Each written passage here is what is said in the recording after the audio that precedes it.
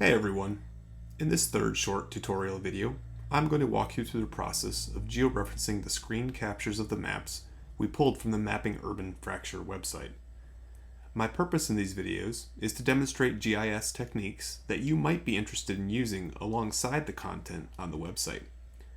I don't want to overly bog you down with details of the techniques themselves. It's probably useful, though, to understand a few quick things about georeferencing. Essentially, it is a process for making scanned and historic maps usable in a digital interface like QGIS. Each scanner image is comprised of pixels. These pixels have gridded pixel values, the number of rows and columns of pixels in the image. Georeferencing makes use of a mathematical process called a transformation to convert the pixel values into corresponding locational values, for example, latitude and longitude. The process also requires a bit of mathematical warping and twisting. Imagine essentially trying to mold the shape of a flat paper map on the Earth's actual surface. Alright, but on to the actual process. It's pretty simple, albeit a bit meticulous and time consuming. We're going to click the Layer tab at the top of the QGIS menu, and then click the Georeferencer button. Once you do that, you'll open up the Georeferencer window. From here, we can open up our first scanned image from the Add Raster image button in the upper left corner. Navigate to the cropped photo folder,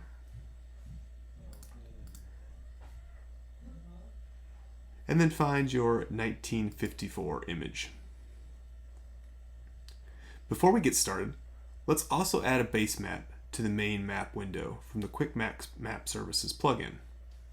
So we'll just move this window out of the way for a second. The Quick Map Services button recalls this first globe map here at the top. So hit that and then select the OSM standard to add that to our main map window.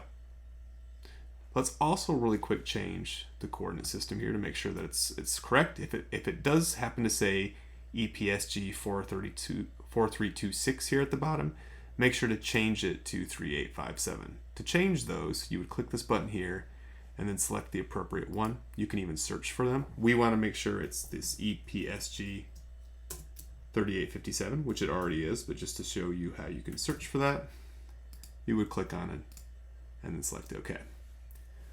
Alright, so all of that kind of preambulatory stuff is out of the way. Let's go back to our georeferencer window. We'll put that back in front of us here. Now back in the georeferencer window, let's select the yellow Add Point button from the menu at the top here. So we'll click that. And using the hand tools, we have to go back and forth between these. We'll want to navigate over to the intersection of Asher and Roosevelt on the historic map image. So we will click that point and kind of find some place that's nicely right in the middle where the intersection would be. All right, now here's where things can get a little confusing, so just be careful here as these windows go back and forth. This Enter New Map Coordinates button has popped up off to the side. I'm going to move it on screen here so we can see it. And from this button, from this window, we actually want to select this From Map Canvas option. And so that opens back up, you'll see here, it opens back up our main map window. And so let's zoom in to Little Rock. And we'll kind of go back and forth between the hand tool, which is the pan tool. It lets us kind of move around, move the image, and the zoom tool here. We'll find that intersection right there. We may have to go back and pull up this inner map coordinates window. This is what I said, these things can sometimes hide behind each other back and forth. So we make sure that that's been selected, and this should be a little crosshairs icon. Click roughly in the middle somewhere where those two intersections meet. Notice it's matched it now between the two. And we have to kind of one more time sneak this inner map coordinates window back in front of us and hit OK. All right, so once that's all done, back in our georeferencer window here, we should see a point record at the bottom has been added to our GCP table, our geographic coordinate point table here. And so that means that now that's turned red here, we see between the two windows, we have that matching red point at those two locations. So they are both nicely matched up. All right, and so we're going to repeat this process here for 3 other locations on the map. And I'm going to pause the video and do that, and then let you do that process at your leisure as well. And then we'll show the results of where the photo points are and wrap up this process of georeferencing. All right, so at this point, hopefully you've been able to successfully match up those corresponding intersections, and we'll walk through them. So here's the one we did together initially at Roosevelt and Asher. We added a point here where Broadway and Roosevelt meet. Notice it's always roughly at the center of those intersections. We added a point up here where East Broadway and Broadway meet up here in North Little Rock.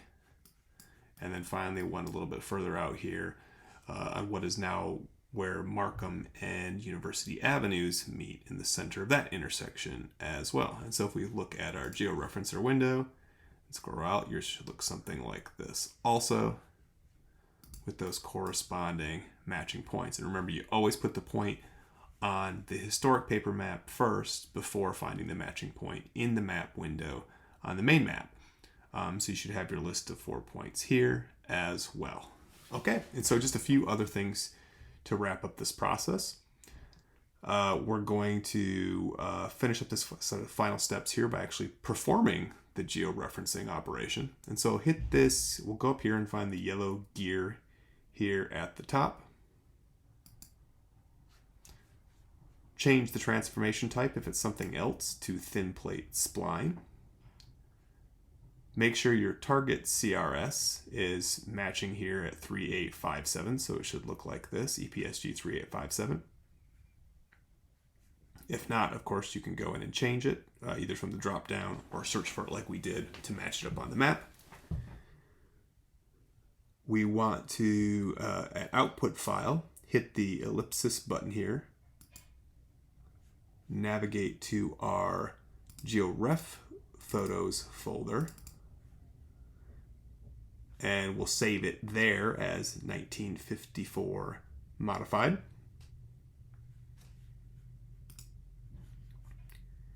If this can stay the same, don't worry about any of that. And then just make sure these two are checked at the bottom. Save GCP points and load in project when done. We can hit OK. And the last step now is to actually go up in the georeferencer window and hit this sideways green triangle button to start the georeferencing process. You should get a message that says the operation was successful. The historic map has now been overlaid, so we can close this. And if we open up the map window here, we'll see that, look at that, our historic paper map has been overlaid on top of the digital map here in the background. We can right click the map layer here, hit properties, and drop the opacity down a little bit to make it semi-transparent. So we'll just hit apply, okay. So now you can see through it a little bit and see how the portions of the historic map overlay and match up with the contemporary map today. You'll notice it isn't a perfect match. If we maybe added a few more points in the georeferencing process, that might help. Though features, of course, in the landscape have changed quite a bit too. You might notice too that the image seems to be most accurate here in the center part of the map, and it kind of loses some of its accuracy here in the edges. All right, let's do one final thing here. We will go up to the project tab in the menu at the top. Mine's hidden here off to the left. You can't see it, but you should see it in your top menu, especially if you're on a Mac. If you're on a PC, it'll be up here as well. Go to Save As. I'm calling this project racial_change_1954_64, and I'm going to save it in my map documents folder.